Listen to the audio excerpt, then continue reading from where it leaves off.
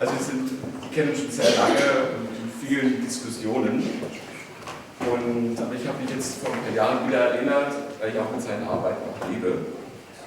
Und eigentlich eine sehr große Resonanz war auf die Bilder in meiner Wohnung. Und dann dachte ich, jetzt greife ich diesen Kontakt mal wieder auf. Und habe ihn besucht in einem Dorf bei Frankfurt. Und meine Begeisterung von vor 30 Jahren hat sich wiederbelebt. Und das Ergebnis war diese Ausstellung hier. Und ich weiß ja, dass Professor Jochems auch theoretisch sehr gut aufgestellt ist. Und deswegen kam auch die Idee, hier so einen Vortrag zu gestalten. Also noch ein paar Worte. Also auf jeden Fall, ich freue mich sehr, dass es mir gelungen ist, Herrn Jochems für einen Vortrag hier zu gewinnen. Es ist eine lange Anreise bis von Frankfurt bis hierher. Und Jochems war ab 1968 Dozent für freie Malerei und Theorie an der Kunstakademie in München. Also in einer Zeit, als die Studenten mehr an der Kunsttheorie als an der Kunstpraxis Interesse hatten. Aber Jochems hatte nicht nur Kunstgeschichte, sondern auch Philosophie studiert und war somit gut vorbereitet auf die neuen Anforderungen.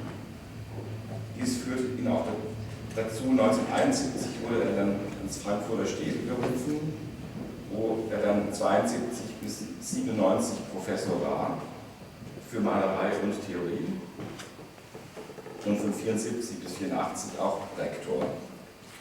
Was ich sehe im Werk und in der Theorie von Jochems eine große Bereicherung der aktuellen Kunstszene und auch in der Haltung zu gesellschaftlichen, ökonomischen, ökologischen und moralischen Fragen. Und deswegen möchte ich jetzt das Wort an Herrn Jochems erteilen, der die Verbindung herstellen wird zwischen all diesen Bereichen und die ich eben wirklich sehr interessant finde.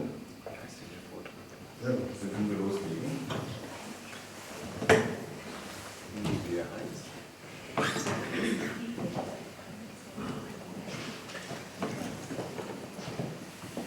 Ja, meine Damen und Herren, danke sehr Herrn Jonen für die Einladung zu dieser Ausstellung und auch zum Vortrag.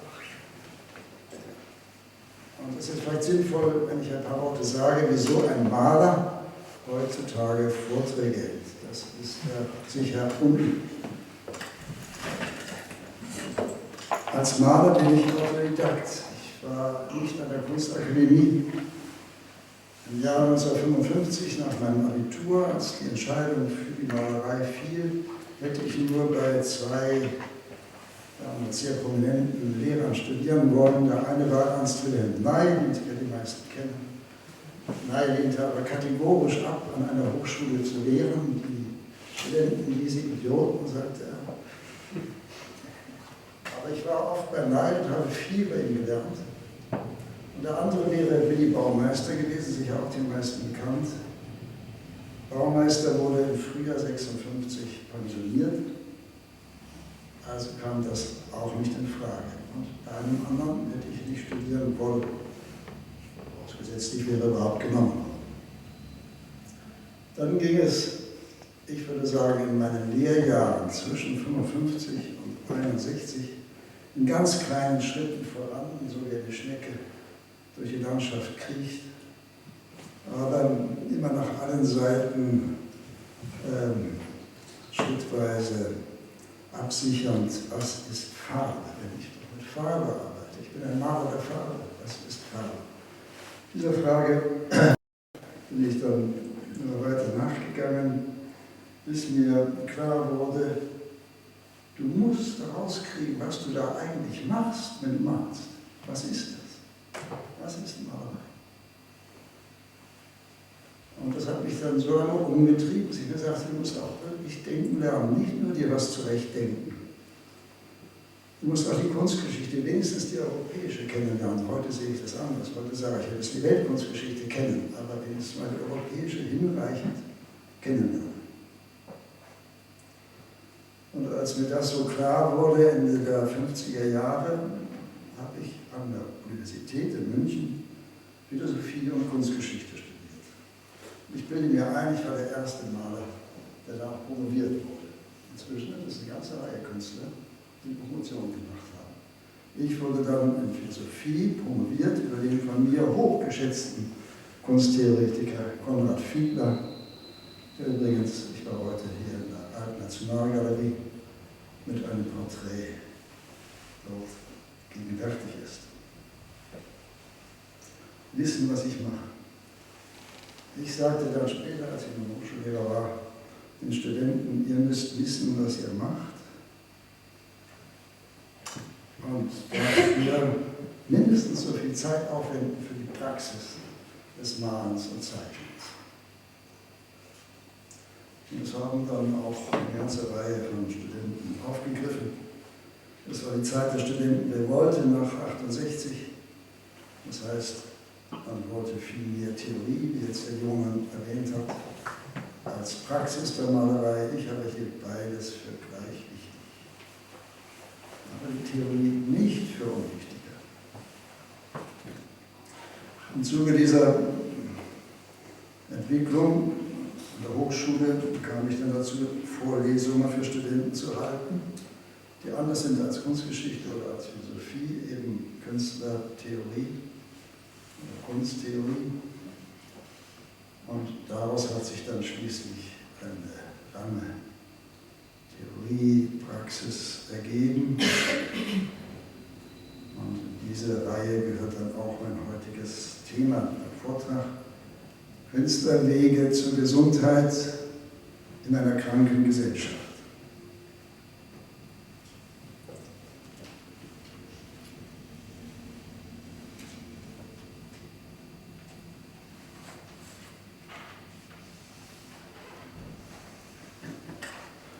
Die Formulierung dieses Themas enthält die These von der Krankheit der Gesellschaft, die ich zunächst erläutern möchte und damit auch angreifbar machen, bevor ich an zwei Künstlern des 20. Jahrhunderts die individuelle Suche nach Auswegen aus der kollektiven Not darzulegen versuche.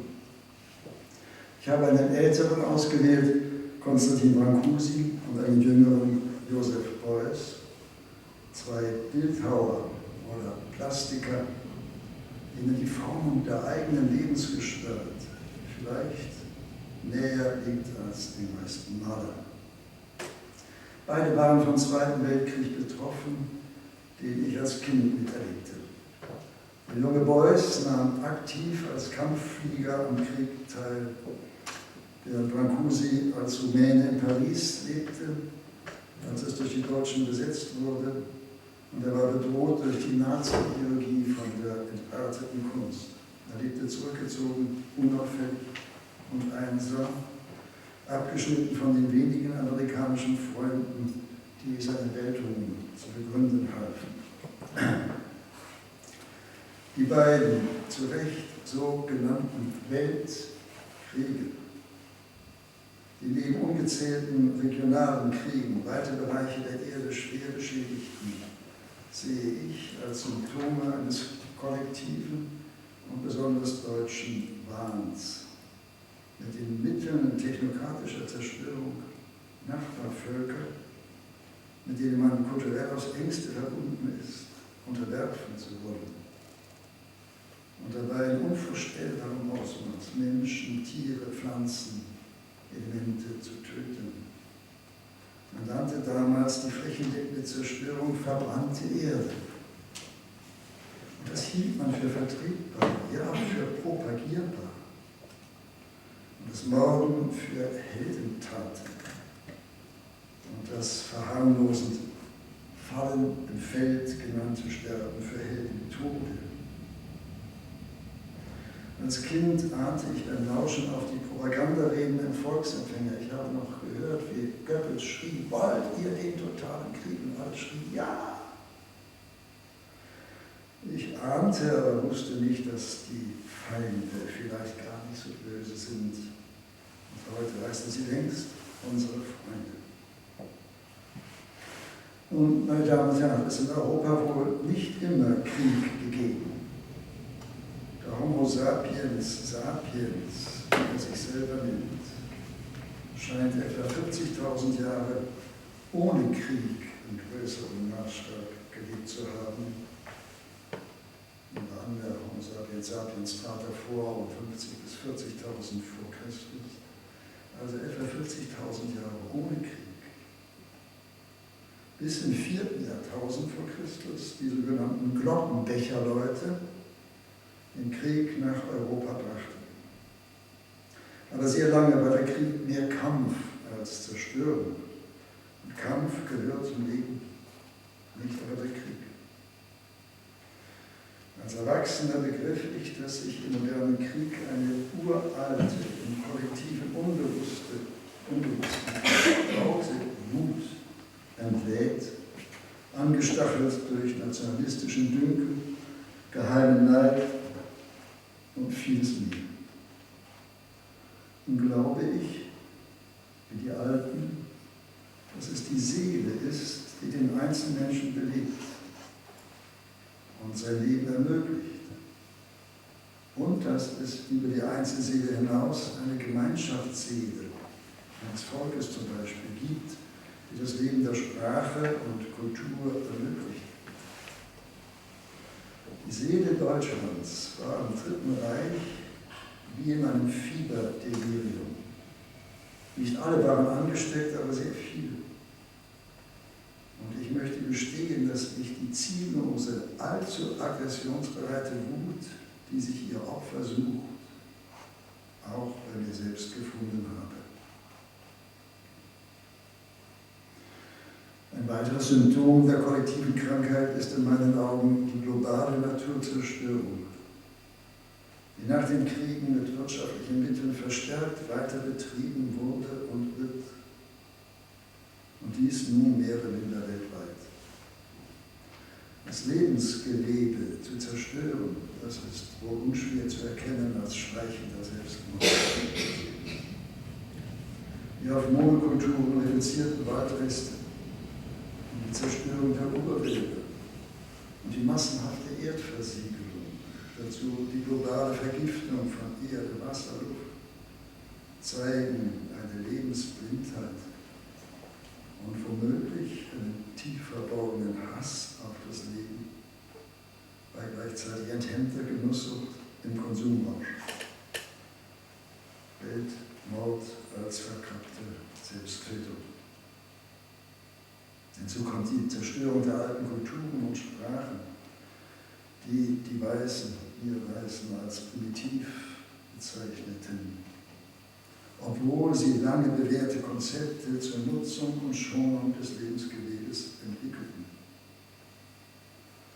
Zuerst unterwarf man die fremden Völker und machte sie zu Kolonien und missionierte sie für das sogenannte Christentum, dann für Wissenschaft, Technik, Konkurrenzwirtschaft, Konsumismus und Egozentrik, sublime Formen gut gemeinter Vergewaltigung. Im 20. Jahrhundert erlebten wir in Deutschland und in weiten Teilen Europas ausgreifend auf dem ganzen Erdball das Aussterben der manuellen Agrikultur, der Pflege der Erde durch die menschliche Hand. Die alte Landwirtschaft hatte sich seit dem Neolithikum, sagen wir seit 8000 vor Christus, langsam entwickelt und lange bewegt. Die rein industrielle Landwirtschaft hat sich in meinen Augen noch nicht bewährt. Und so, wie sie betrieben wird, wird es ihr wohl auch kaum gelingen. Denn Kultur ist Pflege des Lebens. Und eine nur auf Gewinn zielende kalte Nahrungsmittelproduktion fördert das Leben nicht. Das seien nur einige grobe Striche, mit denen ich die globale Krankheit zu skizzieren versuche. Dazu gehört auch die maßlose Vermehrung der Menschheit, deren Siedlungen krebsartig über die Erde wuchern. Und damit verbunden die wohl nur wenige Menschen wahrnehmbare Weltverhässlichung. Man könnte auch sagen Weltverkitschung. Dazu gehört die Flut an verlorener Werbung, die täglich auf den Globus ausgegossen wird. Dazu gehört Disneyland und vieles mehr.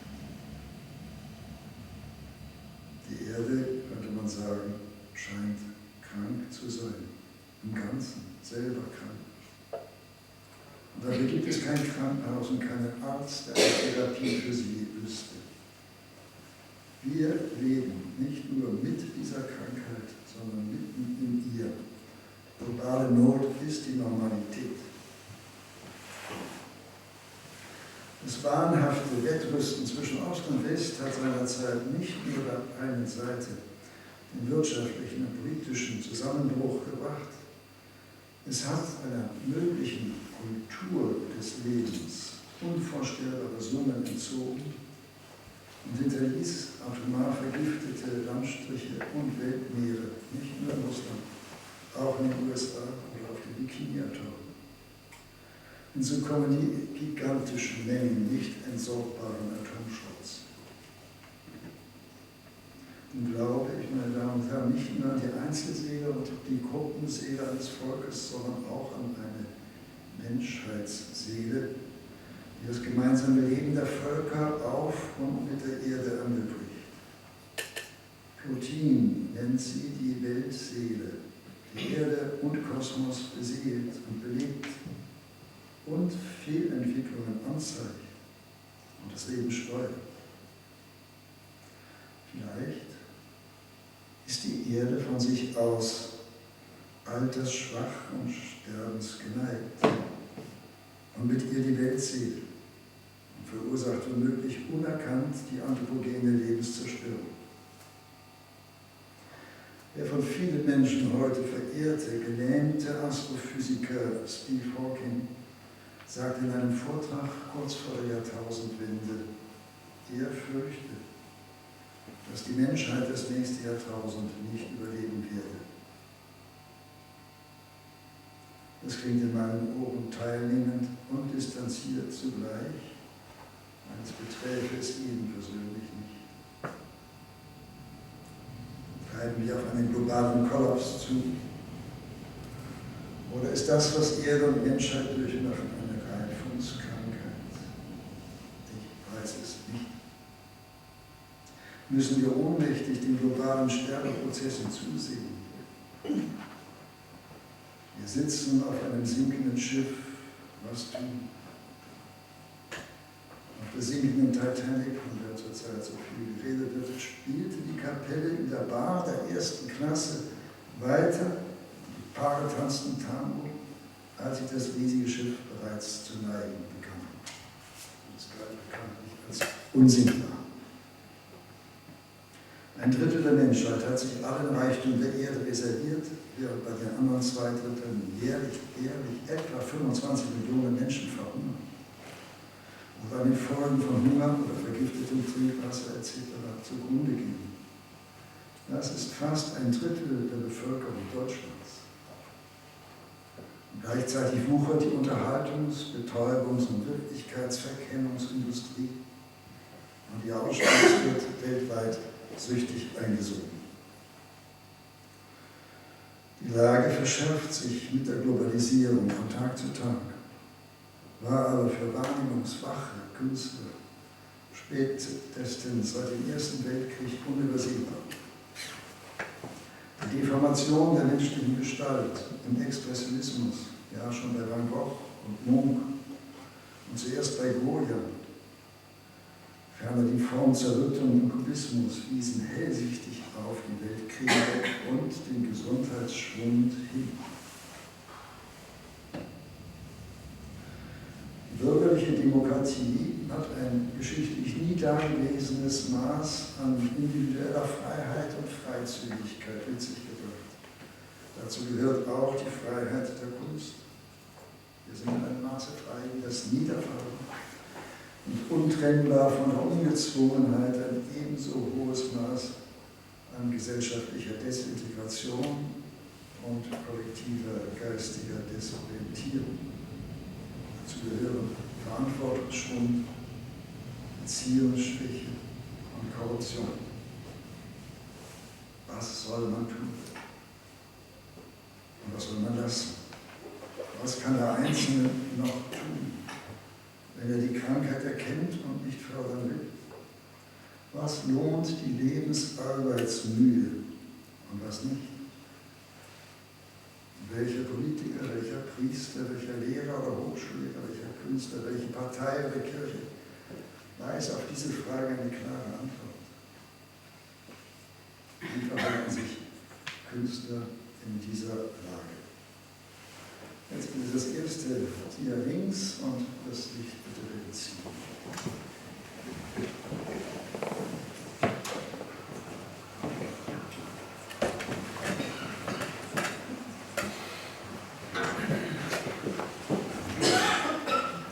Ist das gerade sichtbar? Ja. Konstantin Brancusi lebte von 1876 bis 1957. Er war ein Sohn rumänischer Bauern und verließ schon mit 11 Jahren sein Elternhaus und schlug sich durch, bis er auf der Kunstakademie in Bukarest studieren konnte. Mit 25 Jahren schloss er im Jahr 1901 das Studium der Bildhauerei ab. Der Name spricht sich übrigens Brancusch, aber ich bleibe bei dem gewohnten und von ihm für den Westen akzeptierten Herrn Brancusi. 1903 bricht er mit 27 Jahren aus seiner Heimat, wohl zutiefst unzufrieden, wir würden sagen frustriert, nach Paris auf. Aus den erstarrten, festgefügten Verhältnissen Rumäniens in die dynamische Weltstadt und ins europäische Kunstzentrum seiner Zeit. Er wandert den größten Teil des Weges zu Fuß. Er geht über München durch die Schweiz und wird dort krank. Und erst nach vielen Monaten erreicht er Paris. Dort schlägt er sich mit Jobs durchs Leben und singt in den Gottesdiensten der rumänischen Kirche. 1905 tritt er in die École des Beaux-Arts ein und studiert noch einmal 2 Jahre. Aber bereits 1906 beteiligt er sich an Ausstellungen mit Arbeiten im Geiste Rodins und Vital de Rossos. Rodin machte ihm das Angebot, ihn in sein Atelier als Geselle aufzunehmen. Brancusi lehnte ab mit der Bemerkung, unter großen Bäumen wächst nichts. Er bleibt bis zu seinem Tode in Paris. 1907 bis 1908 beginnt sich dann seine eigene Entwicklung abzuzeichnen, die zu einem dem Umfang nach schmalen Lebenswerk führt, das enormen Einfluss gewann auf die gesamte Plastik des 20. Jahrhunderts. Der englische Bildhauer William Tucker sagte von Brancusi 1973, the greatest sculptor of this century, der größte Bildhauer des Jahrhunderts. Das Foto von Edward Steichen von 1922 aus Brancusis Reifezeit zeigt ein junges Gesicht, ohne besonders hohe oder niedrige Stirn, keine auffällige Nase, kleine, tiefliegende Augen, schmale Lippen, Bart und Haarschnitt, wie man es vom Künstler kennt. Aber das Gesicht zeigt eine Ruhe und Sammlung, eine Helligkeit der Augen, eine Wärme und Unverkrampftheit, die der große Fotograf Steichen unter anderem mit Reflexlichtern auf Stirn, Nase und Wangen einfiel. Eine Rundheit und ein in sich Ruhen, ein schlichter, unauffälliger Erscheinung, wie man es kaum auf einem Künstlerfoto des vorigen Jahrhunderts sonst findet. Brancusi war 46 Jahre alt. Bitte rechts.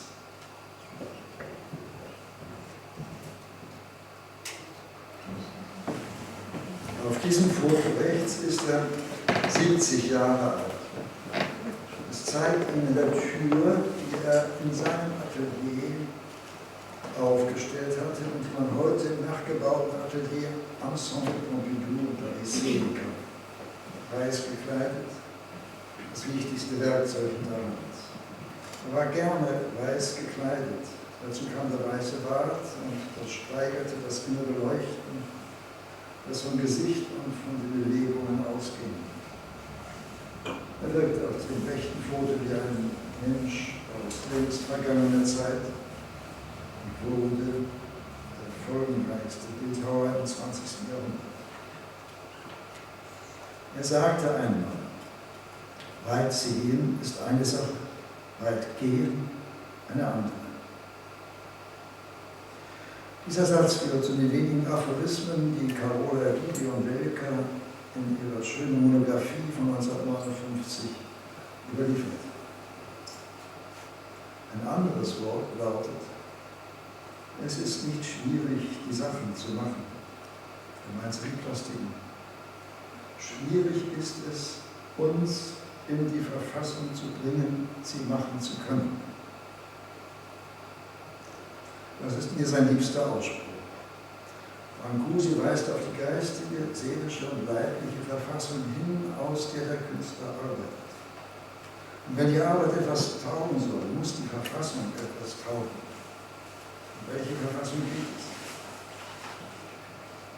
Sich selbst in die Verfassung zu bringen, das war Brancusis primäre bildhauerische Tätigkeit.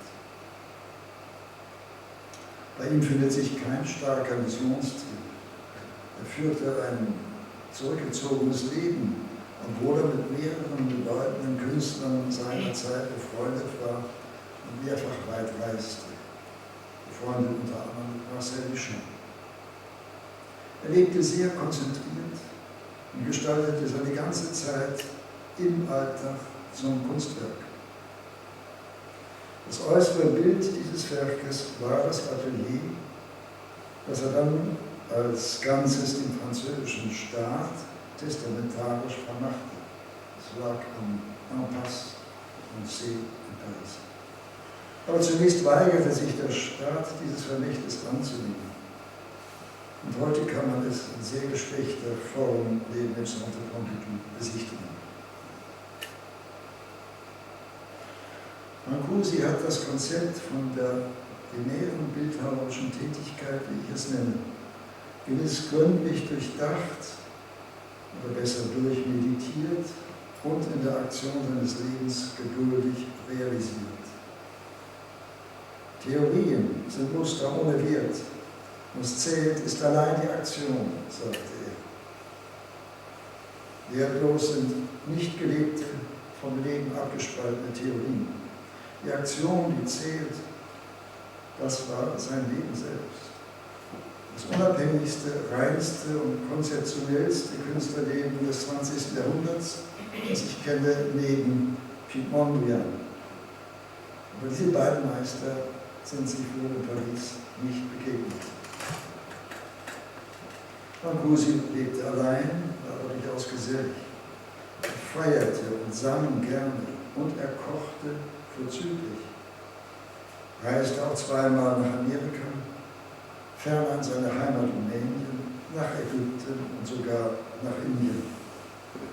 Weltoffenheit und konzentrierte Arbeit schlossen sich für ihn nicht aus. Und das sich in die Verfassung bringen, ist in der Kunst nichts Neues. Wir kennen die innere Arbeit als Voraussetzung der äußeren, vor allem aus dem Osten, zum Beispiel aus dem Zen-Buddhismus oder aus der Malerei der Tankas in Tibet, die erst nach vorbereitenden Meditationen und unter Wahrung zahlreicher Vorschriften durchgeführt wurde oder werden durfte. Und wir kennen sie aus der Ikonenmalerei der orthodoxen Kirche. Die innere Arbeit betrifft keineswegs nur Moral oder Ethik, sondern die gesamte Lebensführung. Und nur die Kunst hat gesellschaftlichen Wert, die aus einer verantwortbaren Lebensführung herauswächst. Brancusi brachte die bewusste Lebensgestaltung als Korrelat zur künstlerischen Arbeit in die moderne westliche Kunst ein. Aber damit hatte er kaum Folgen. Die innere Arbeit ist der unsichtbare Teil des Eisberges, das bildhauerische Werk die sichtbare Spitze. Je älter Brancusi wurde, desto weniger arbeitete und produzierte er äußerlich. Es entstanden kaum mehr neue Strukturen, aber die innere Arbeit ging bis zum Ende weiter. Er sagte im Alter von 70, ich bin nicht mehr von dieser Welt. Ich bin weit weg von mir selbst, nicht mehr an meine Person gebunden. Ich bin bei den essentiellen Dingen. Chez les choses essentielles. Wie kam er dahin? Was sind essentielle Dinge? Lassen Sie uns aus der Spitze des Eisbergs auf den tragenden, unsichtbaren Teil zu schließen versuchen. Bitte links. Das bekannteste Thema an Brancusis Werk ist der Vogel. Er hat über 30 Jahre hin dieses Thema immer weiter verfolgt und variiert und neu bearbeitet. Der mythische Vogel vieler Religionen ist der Bote zwischen Himmel und Erde. Er vereinigt in sich die Materie der Erde und das Vermögen zu ihrer Überwindung, zu ihrer Schwerkraft. In den reifen Fassungen des Vogelthemas biegt sich die straff gespannte Rückenlinie langsam immer mehr durch. Kopf und Schnabel sind zu einer flachen, eifarbigen, schrägen Fläche zusammengefasst und der Leib ein großes, schlankes, kraftgeladenes, Materie und Energie verschmelzendes Volumen. Der Fuß ist durch eine Einschnürung abgesetzt, die sich wie ein umgekehrter Pflanzenkelch nach unten erweitert. Brancusi selbst nannte diese Plastiken Vogel im Raum. In den reifen Formulierungen schwingt sich die Gestalt in den Raum und steht zugleich auf zartem, federndem Fuß, gerade fest genug auf der Erde. Und der umgekehrte Lesart liegt der Energie mächtig vom Himmel kommend auf dem Sockel der Materie. Diese polierte Bronze mit zwei verschiedenen Sockeln aus der Sammlung Peggy Guggenheim in Venedig misst 137,7 cm in der Höhe.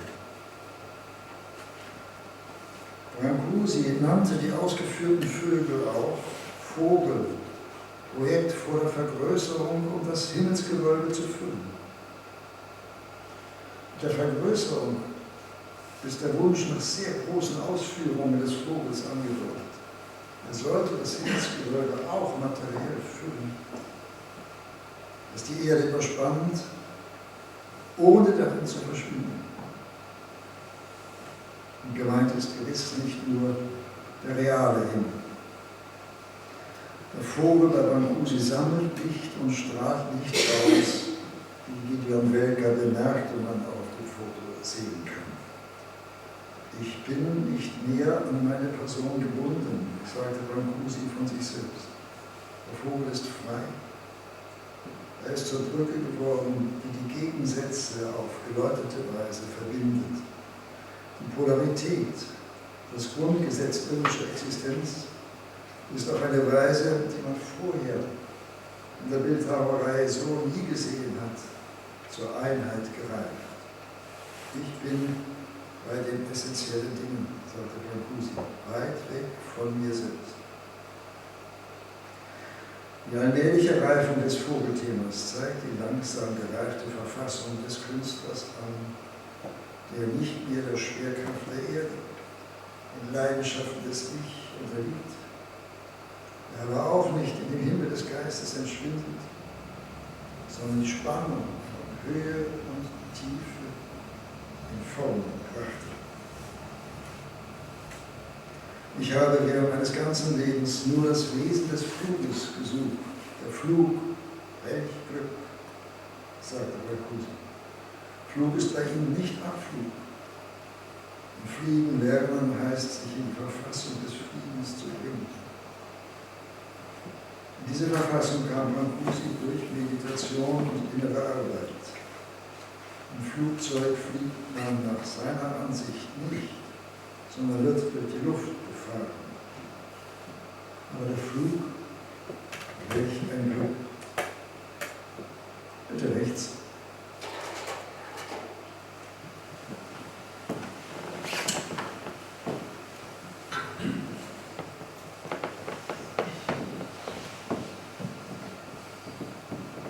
zur Vergewisserung und Vertiefung dieser gleichermaßen existenziellen wie bildhauerischen Thematik erprobte und wiederholte Brancusi das Thema der dynamischen Einheit von Höhe und Tiefe, von Himmel und Erde, auch in anderen Formen. Die sogenannte endlose Säule ist in mehreren Variationen bekannt. Die größte gehört zum Ensemble von Târgu Jiu in der Nähe seines Geburtsortes in Rumänien. Diese Säule misst 30 Meter in der Höhe und besteht aus Stahlromben, die vergoldet waren. Das Gold ist abgefallen, heute sind sie bronzefarben, das heißt viel zu dunkel. Brancusi hatte den Auftrag erhalten, für die Stadt Târgu Jiu ein Kriegerdenkmal zu errichten. Die Kosten trug er zum erheblichen Teil selbst, außerdem örtliche Kriegerfrauenvereine. Das Werk wurde 1937 bis 1938 realisiert.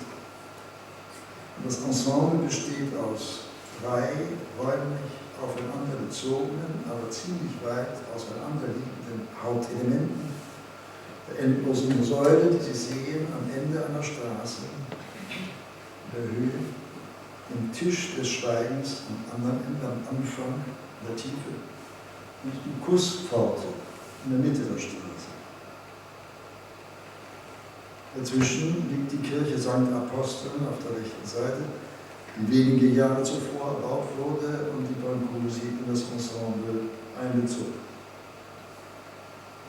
Die Säule beginnt mit einem unten gestreckten und zu einem Drittel versenkten Rhombus und endet mit einem halben, der kürzer wirkt und abrupt wie eine ausgestreckte Hand sich öffnet.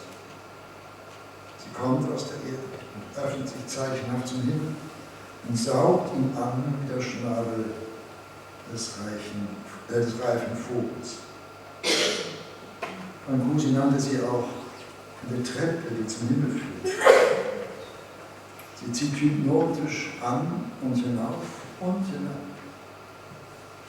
Der Mensch wird vor ihr klein, ohne Erniedrigung. Die ganze Säule ist ein einfaches Zeichen für Rhythmus und Ordnung des Lebens zwischen Erde und Himmel. Sind das die essentiellen Dinge? Die Säule ist ein Zeichen. Es weist auf essentielle Dinge hin. Betrachten Sie die Skulpturen, bis Sie sie sehen, forderte Brancusi. Und er sagte auch, was ich euch gebe, ist reine Freude, de la joie pure. Der Künstler, der sich von der Herrschaft des Ich gelöst hat, kann vieles bejahen, auch Not, Beschwerden und Krankheit, auch wohl die Krankheit einer ganzen Epoche. Er hat keine Angst vor dem Tod. Und was er gibt, ist reine Freude. In den letzten Monaten seines Lebens, als das Leiden an einer Herz-Nieren-Krankheit zunahm, hatte Brancusi eine von innen beleuchtete Weltkugel über seinem Bett. Er wollte im Kontakt mit dem Runden, dem Erdball, der von innen leuchtet, sein Leben beschließen. Die Fotos der endlosen Säule stammen übrigens von dem bedeutenden österreichischen Bildhauer Karl Frankl.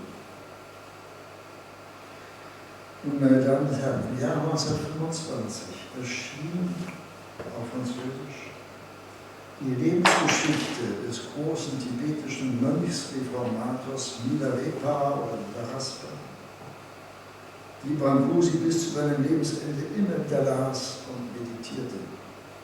Ich sah dieses Buch noch Anfang der 60er Jahre in seinem damals nachgebauten Atelier im Musée d'Art Moderne der Ville de Paris auf einem Tisch liegen.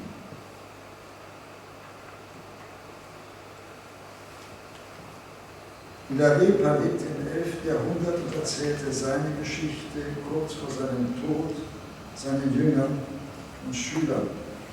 Ein großes Bekenntnisbuch, ein Meisterwerk der Lebensführung, in meinen Augen neben den Bekenntnissen des Augustinus, ein gleichwertiges, ganz anders konzipiertes Buch.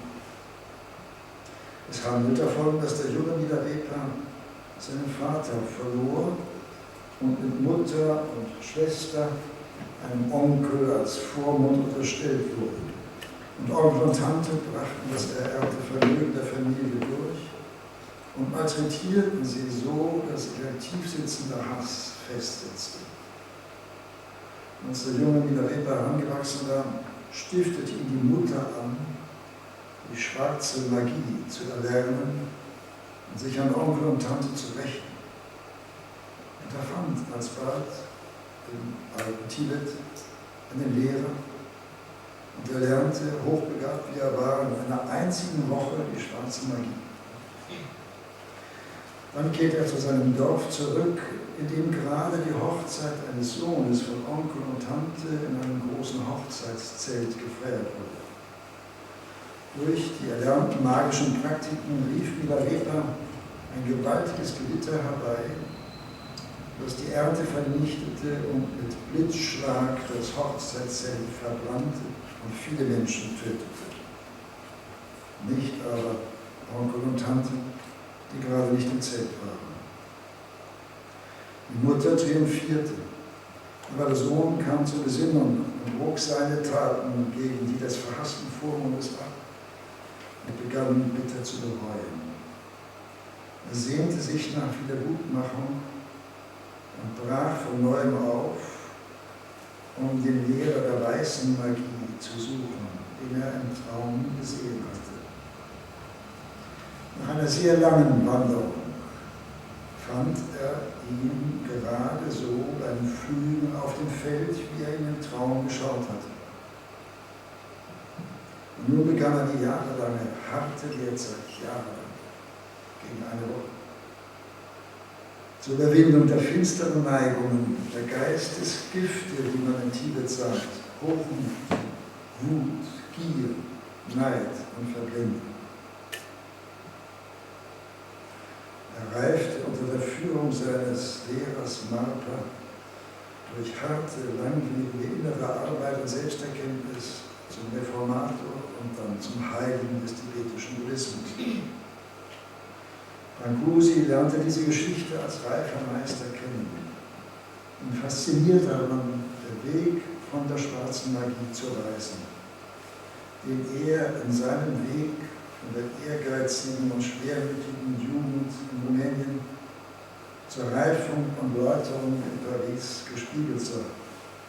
Und er bemühte sich, bis zum Lebensende diesen seinen Weg zu Ende zu gehen. Wenige Menschen haben die Kraft und Entschlossenheit zur schwarzen Magie. Das sind die großen Zerstörer. Ich denke zum Beispiel an Hitler. Noch seltener sind die großen Zauberer der Heilung und Erneuerung. Être malin, c'est quelque chose, mais d'être honnête, ça vaut la peine, sagte Brancusi. Ein Bösewicht sein, das ist etwas. Aber ehrenhaft sein, er sagt nicht gut bon, sondern honnête. Das lohnt die Mühe. Am Lebensende sagt er, ich bin nicht mehr an meine Person gebunden, ich bin bei den essentiellen Dingen. Das heißt, bei der Essenz des Lebens, die unsterblich ist. Brancusi soll das Vermögen besessen haben, sich von seinem Körper zu lösen und weit entfernten Freunden zu erscheinen, die seiner Hilfe bedurften. Die lebenslange innere Arbeit war der unsichtbare Kern der äußeren, der künstlerischen. Und sie half ihm auf seine Weise, die Krankheiten seiner Epoche bei sich zu überwinden.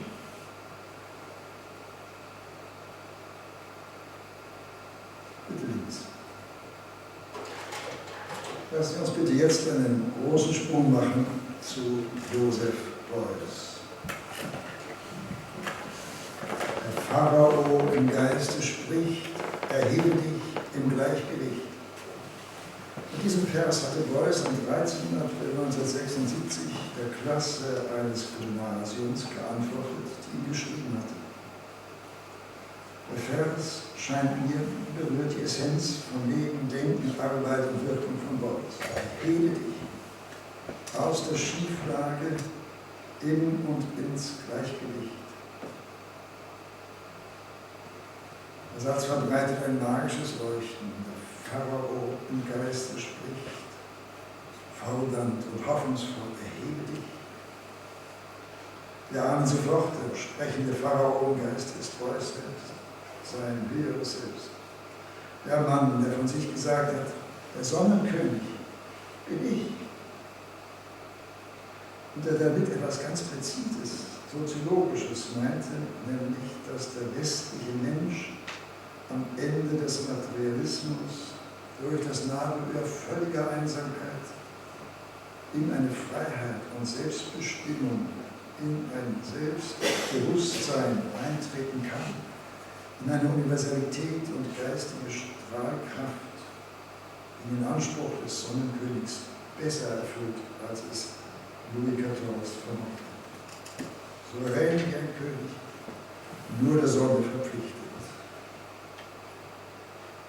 Die unermüdliche Schwerarbeit, die Beuys als Künstler, Politiker, Pädagoge jahrzehntelang leistete, sein Missionstrieb und sein Geltungs- und Wirkungsbedürfnis zielten auf die soziale und kulturelle Revolution unter Einbeziehung alter und uralter, vergessener und verdrängter, sinnlicher, seelischer und geistiger Erfahrungen, ohne die heute mögliche Freiheit kraftlos bleibt. Und der Prototyp dieses neuen, uralten Menschen, der sich erhebt, war Beuys selbst. Er legte die allgemeine, freie menschliche Kreativität vor, die er forderte und den Menschen zusprach, in kühner und das Scheitern wagender Weise. Der Sonne war er auf seinem Wege näher als der französische Monarch. Denn Sonne ist für Beuys Wärme. Das ist sich verströmende Energie, formlos, lebensschaffend, in Form eingehend und sich allem hingebend, Liebe. Beuys spricht immer wieder vom Wärmepol, dessen Symbol das Kreuz oder Pluszeichen ist. In der Arbeit, die das Dia zeigt, sind bestimmte Elemente mit dem Kreuz oder Wärmepol gekennzeichnet.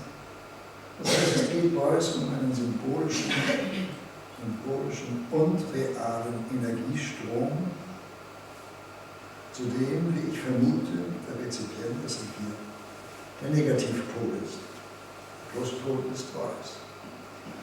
Als Wärmepol ist er der Sonnenkönig. So der französische König über ein Großreich herrschte Beuys mit seinen Ideen, Aktionen, Herausforderungen, auch Vorträgen weltweit, künstlerisch, didaktisch und politisch mit einem enormen Einfluss, vor allem auf junge Menschen. Er wurde 1921 in Kleve geboren und starb 1986. Im Krieg hat er als Flieger gedient, möglicherweise nur als Funker. Jedenfalls war das eine Form von kühnem, lebensriskierendem Einzelkämpfertum. 1943 wurde seine Ju-87, so hießen diese Flugzeuge bei den Nazis, über der Krim abgeschossen. Und nach Tagen, so erzählte er später, wurde er von Krim-Tataren im Schnee bewusstlos gefunden und gerettet. Seitdem hatte er eine Kopfverletzung, heißt es, und zum Schutz trug er den berühmten Hut. Die Tataren rieben ihn, so erzählte er, mit Fett ein und füllten ihn in Filz, um ihn wieder zu erwecken. Es kamen übrigens noch weitere Kriegsverletzungen hinzu. Die Kriegserfahrung am Rande des Todes ist eine Erfahrung, die zählt. Erhebe dich im Gleichgewicht aus der persönlichen Verwundung und aus dem politischen Zusammenbruch Nazi-Deutschland, aus der kleinbürgerlichen Enge von Kleve und aus dem geistigen und materiellen Elend der Nachkriegszeit.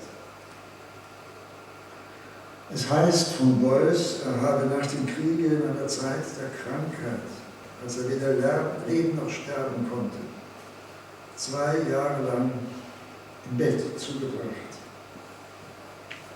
Zu den Folgen der Kriegsverwundungen kam der Hunger und die künstlerische Erfolgslosigkeit. Außerdem verließ ihn seine Verlobte 1954. Und Beuys fiel in eine schwere Depression. Er vagabundierte, heißt es, Aufenthalte in psychiatrischen Kliniken blieben erfolglos. Wochenlang schloss er sich in der Wohnung eines Freundes ein, der verreist war, und als andere Freunde durchs Fenster in die Wohnung eindrangen, lag Beuys im total verdunkelten Zimmer mit Wasser in den Beinen und sagte, er wolle sich auflösen. Diese Reifungsdepression dauerte 2 Jahre. Und die Wendung zur Heilung brachten unter anderem die Brüder, vor allem die Mutter von der Grinten, die sich in lebenslanger Freundschaft intensiv gemeinsam um Beuys kümmerte. Erhebe dich im Gleichgewicht, nicht einseitig torkelnd, nur halb, sondern im inneren Gleichgewicht, das die Entfaltung aller Kräfte erlaubt. Eine Vorstellung von Auferstehung, ein Appell, erhebe dich aus Krankheit, Resignation, Niedergeschlagenheit, Frustration, das Englisch, steh auf, handle in Freiheit und Selbstbestimmung.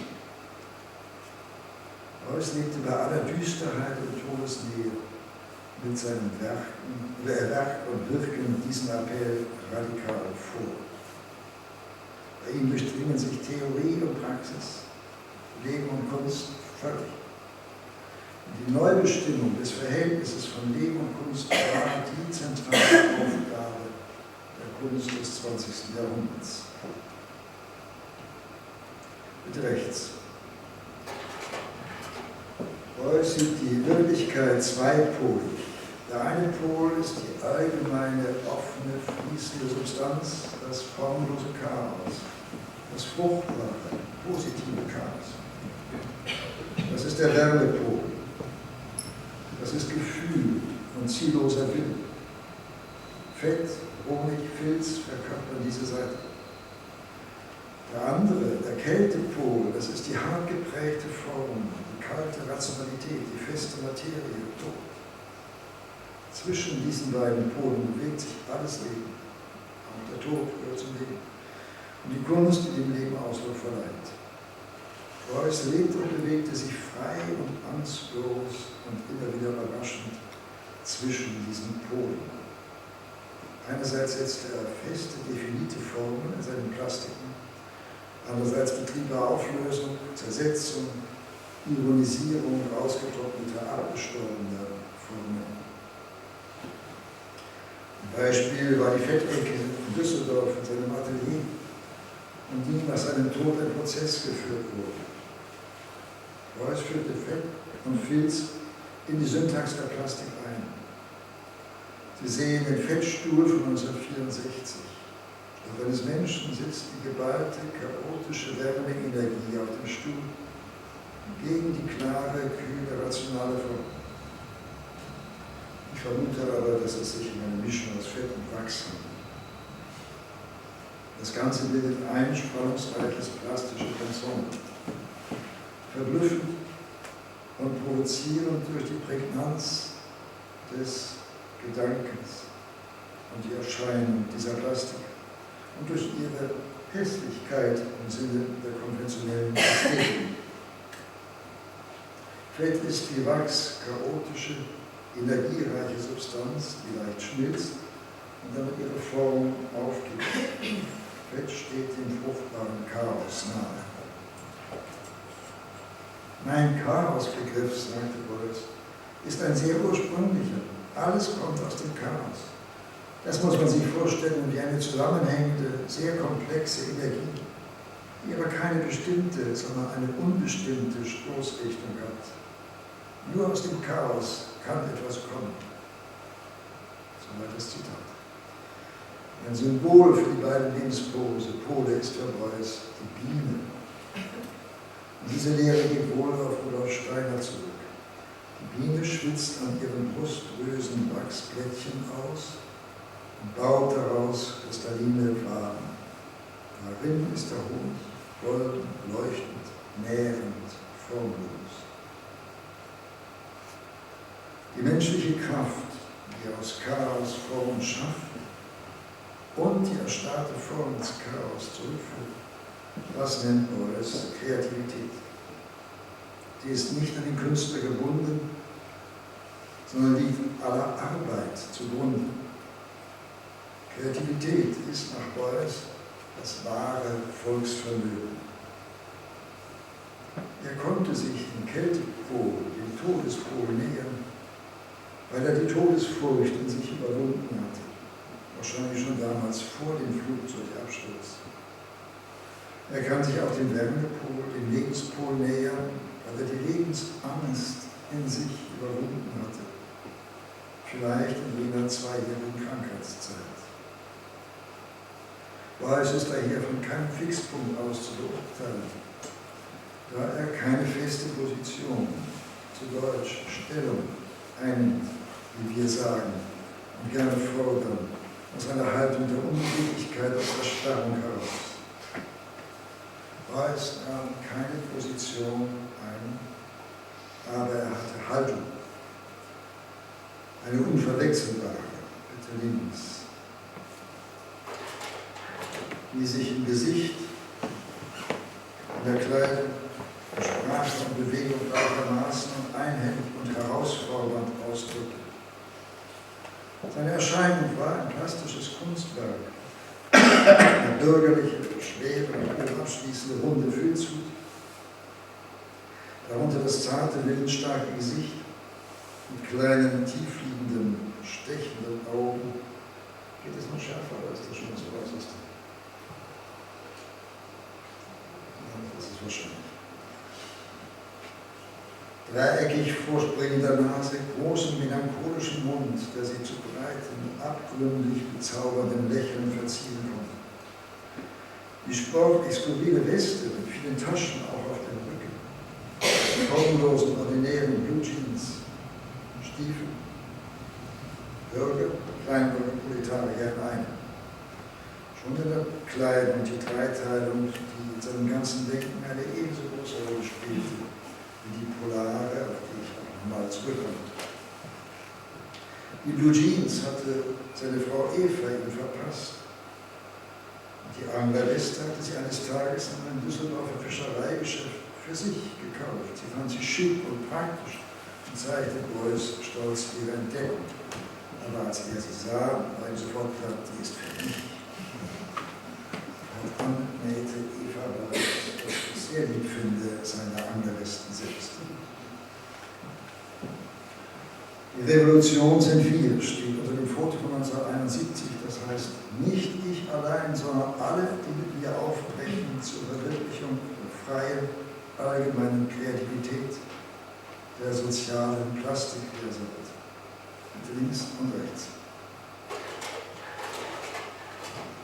In der berühmten Aktion von 1974, I Like America Likes Me, in der Galerie René Bloch in New York, zu der sich Beuys erst nach langem Zögern aus Vorbehalten gegen das heutige Amerika entschloss, ließ er sich vom Kennedy-Flughafen in Filz eingepackt mit einem Krankenwagen in die Galerie fahren. Er wollte den modernen zivilisatorischen Boden Amerikas nicht betreten. In der Galerie wartete ein Kojote in einem durch Gitter abgetrennten Raum.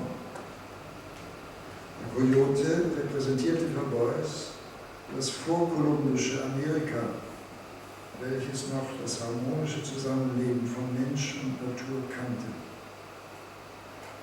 Während der Aktion war Beuys zunächst ganz in Filz gehüllt.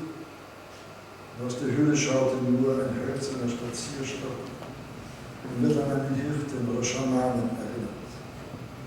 Von Zeit zu Zeit ließ Beuys einen Triangel erklingen, den er um den Hals trug. Auf dem Boden waren Exemplare des Wall Street Journals verstreut, der führenden amerikanischen Wirtschaftszeitung, auf die der Kojote pisste. Das Tier schnupperte am Mann in Filz, biss und zerrte daran und gewöhnte sich schließlich an den Geruch und an die Person. Im Laufe von 3 Tagen legte Beuys den Filz ab und lebte dann freundschaftlich mit den Kojoten zusammen.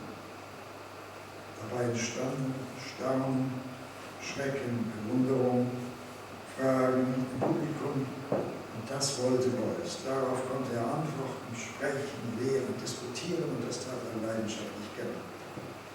Manchmal klar, manchmal unklar, aber immer mit dem vollen Einsatz der Person. Am Ende dieses Amerika-Aufenthaltes ließ sich Beuys wieder in Filz gehüllt auf der Bahre im Krankenwagen zum Flughafen bringen. Der Begriff der Kreativität stand im Zentrum von Beuys Denken. Er war nicht nur kreativ, sondern wollte Kreativität produzieren, wecken, fördern. In seinen Augen war schon das Kartoffelschälen ein plastischer Akt. Und folgerichtig ist, Zitat, jeder Mensch ein Künstler. Und nicht jeder darf an der elementaren Weltgestaltung teilen, zum Beispiel Kochen. Bitte links. Ganz mehr? Nur so rechts.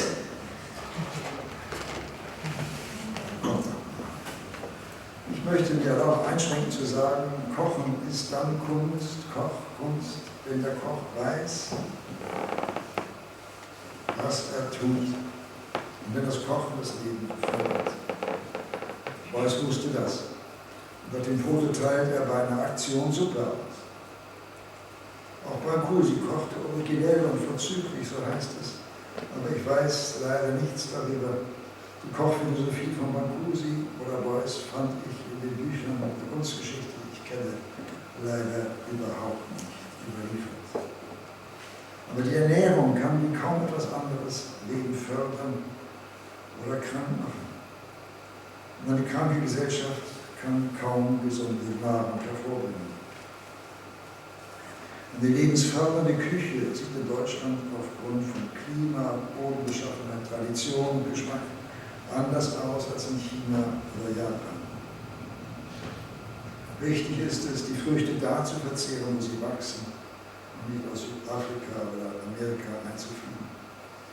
Regionalität und Globalität müssten in der Kochkunst so genau aufeinander abgestimmt sein oder werden, wie in der freien Kunst auch.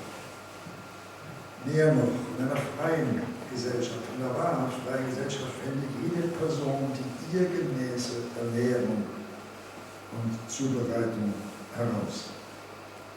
Was bekommt mir wirklich und was nicht? Was brauche ich und was nicht? Nicht nur, was schmeckt mir, sondern was ist gut. Die individuelle Kochkunst muss nicht neu sein, aber sie soll stimmen. Das alles gehört bei Beuys zum Begriff der sozialen Plastik, und der ist Teil seines erweiterten Kunstbegriffs. Beuys setzt Plastik ganz elementar an. Schon im Denken geschieht plastische Form. Das räumliche Geschehen im Gehirn ist ein plastisches Geschehen. Und wenn der Mensch spricht, formt er durch Gaumen, Zunge und Lippen einen plastischen Luftstrom. Jeder von uns ist ein Plastiker. Und jeder soll am sozialen Organismus mitformen. Diese offene, fließende, noch wenig materielle Frühform von Plastik im Denken und Sprechen hat hohen Prozesscharakter und ist Beuys besonders wichtig. Daran ist in der Tat jeder Mensch beteiligt. Durch diese allgemeine Kreativität entsteht, wie er sagt, soziale Wärme am Arbeitsplatz, in der Erziehung, im Haushalt. Überall entsteht aus ungerichteter Energie die gerichtete, die aus Unbestimmtheit zu Bestimmtheit drängt. Das ist die Liebessubstanz, die zur Verdinglichung und Bestimmtheit und schließlich zur Abkühlung fließt. Plastik ist für Beuys nicht nur das Endresultat in der Galerie oder im Museum, sondern der ganze soziale Lebensprozess.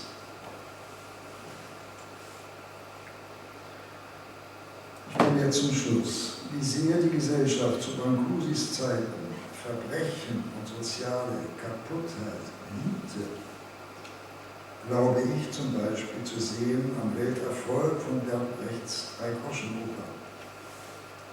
Das Bürgertum genoss in den 20er Jahren und bis heute, zwar nur auf der Bühne, aber mit wohligen Schaudern, die Verhöhnung des Bürgertums und die Verherrlichung von Verbrechern und Prostituierten und die kriminelle Gewalt zu flotten Melodien von Kurt Weill. Und die Lust an Krankheit, Verbrechen, Kaputtheit, Untergang beherrscht die moderne Literatur weithin, von den Buddenbrooks bis zu Thomas Bernhard. Und die Kino-Angst-Kitzel-Unterhaltung, um da nur eine zu nennen, Hitchcock. Aber es ging es nicht um die Lust am Untergang, sondern um ihre Überwindung durch das Aufdecken der Todeszone, auf die die Menschheit sich zubewegt. Der Tod, sagte er, hält mich wach. Der Tod ist nicht zu vermeiden, wohl aber der Suizid. Im Tod sah Beuys den Beginn der Wiedergeburt oder der Auferstehung des Lebens. Das Leiden hilft den Menschen zur Reifung und zur Entfaltung seiner Kreativität, wie der Beuys selbst, die Kriegsverwundungen und die schwere zweijährige Depression. Durch Leiden wird Höherentwicklung möglich. Ein Symptom der globalen Krankheit in der Zeit des Kalten Krieges war die Ost-West-Teilung, besonders drastisch zu erleben in Deutschland, oder besonders hier in Berlin, aber auch in Korea. Beuys empfahl 1964 die Erhöhung der Berliner Mauer um 5 cm. Auf eine strenge obrigkeitliche Anfrage des Innenministeriums in Düsseldorf gab Professor Beuys eine Antwort. Die einzige Selbstinterpretation, die ich von ihm kenne. Hier teilte er etwas von seiner inneren Arbeit mit. Er schrieb, die Betrachtung der Berliner Mauer aus einem Gesichtswinkel, der allein die Proportion des Bauwerks berücksichtigt, dürfte doch wohl erlaubt sein. Entschärft sofort die Mauer durch inneres Lachen, vernichtet die Mauer. Es wird auf die geistige Mauer hingelenkt und diese zu überwinden, darauf kommt es ja wohl an. Spontan entstehende Frage, welches Wesensglied in mir oder anderen Menschen hat dieses Ding entstehen lassen? Ist jeder Mensch ausreichend am Verschwinden dieser Mauer interessiert?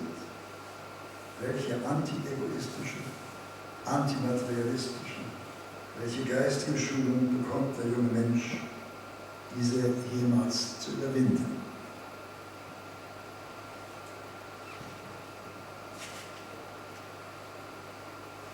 Danke für Ihre Aufmerksamkeit.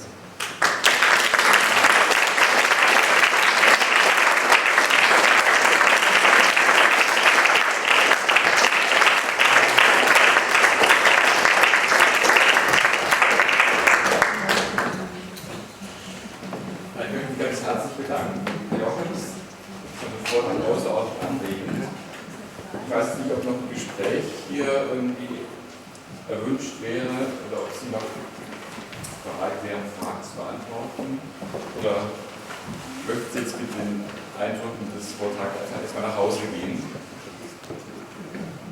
Ich glaube, es sind keine Fragen mehr. Wie Sie wollen.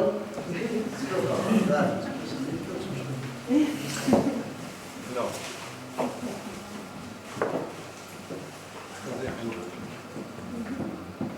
Also, als der Vortrag gehaltvoll war, dass wir erstmal noch die Sache erstmal verarbeiten möchten.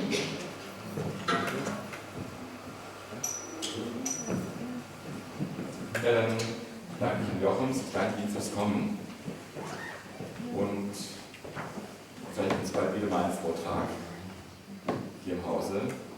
Wir wissen noch nicht was und wann, aber Sie erfahren sicher rechtzeitig davon.